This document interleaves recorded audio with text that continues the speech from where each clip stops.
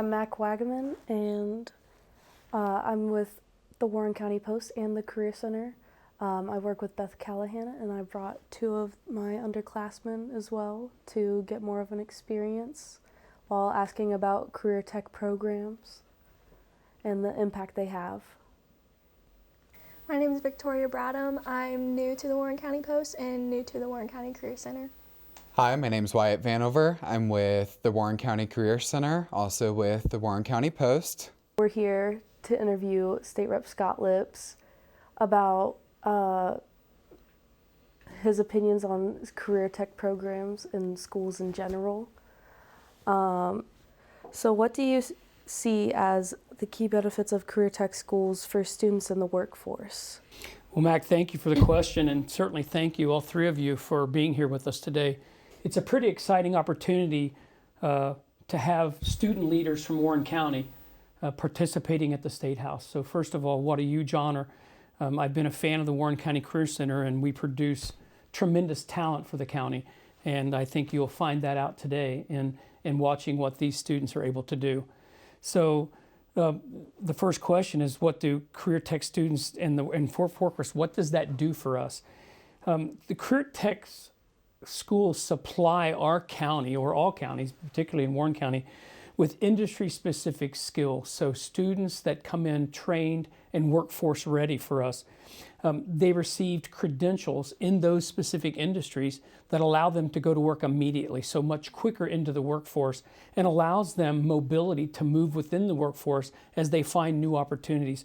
So it helps this employer because it gives them industry-specific trained students, and then the student's career start.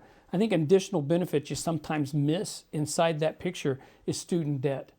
We hear every day now on the news about student debt, but our career tech centers are able to push students out and allow them these tremendous opportunities for education and career employment, but with limited student debt, or in most cases, no student debt. So I think career tech is here to stay. All right, and then our next question is, what legislative initiatives or policies have you been involved in to promote career tech education in your state or on the national level? Well, thank you for the question. It's one of my favorite things to talk about, is things we've been able to do successfully for Warren County. About 5 years ago, working with the Career Center leadership, we wanted to make the Career Center more open to the whole community so we could share that gem with everyone. So we were able to craft and build and design a new commercial kitchen with not only the cafeteria or the seating, but also private meeting rooms. So now groups like Optimus and Rotary or the Freemasons can all use those rooms at no charge, and there's a commercial kitchen available for them. So we were able to secure those funds for the Career Center. That was in the old. The new news is in this year's House Bill 33, which was the state budget bill, they introduced a Department of Education and Workforce. Inside that, they put $300 million for career tech and workforce development. And inside that, $100 million of that are for career tech facilities, equipment, and supplies. So we're really excited to see that the body, the legislature, is fully committed to what we can do. And we brought a lot of that money to Warren County. So we're pretty excited about the future for our Career Tech Center. Here's another question for you, State Representative. How can the government support the expansion of career tech schools to ensure access to the wider range of students? Well, I don't know that government should lead that. Okay. I think we will play a role. Government should play a role, and we will help fund. For example, I think one of the biggest detriments right now for career tech would be facilities and structures, land. You're going to have space to expand these career centers. Mm-hmm. I don't know if many of you know it, but there are waiting lines for our key programs at the Warren County Career Center. So if we want to talk about helping the workforce now and filling these empty slots that our employers are searching for people for, we have to have these training programs. But if the training programs are full and waiting years, so we need to expand those businesses, facilities, and the land, right? So I think government can assist with that. But I think government should set a model perhaps, for how we do business advisory councils.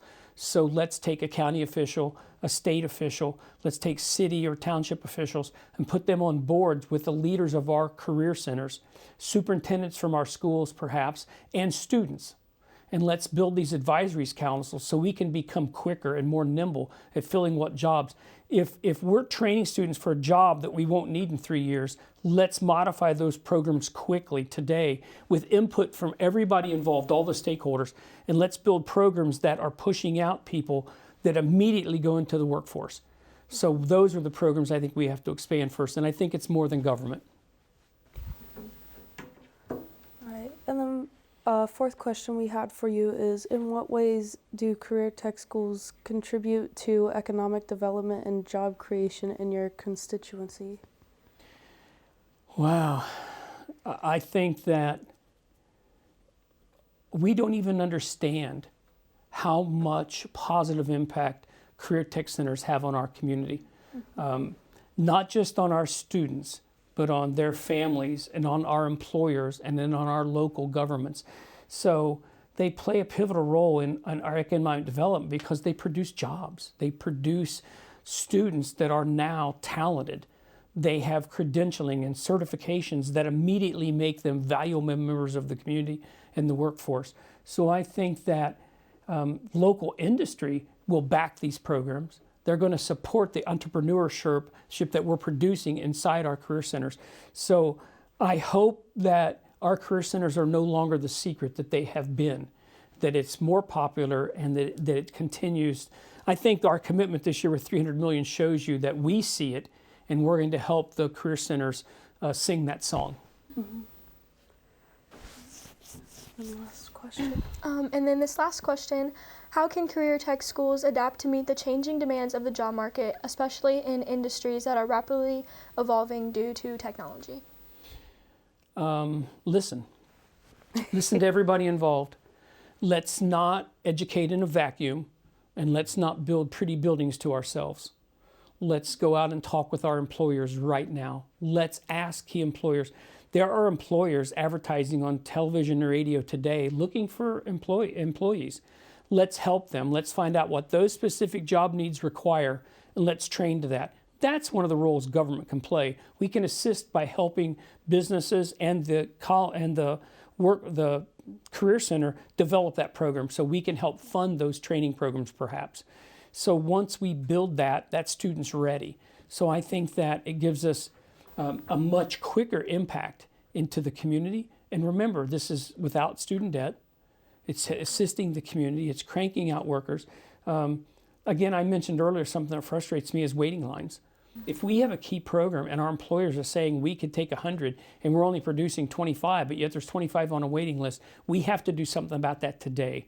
So perhaps that's where we should be concentrating on these quasi-government programs, where I would say it's government and the school systems, the students and the employers all working together. I think that's probably our best answer for immediate solutions. Let's not build things we don't need.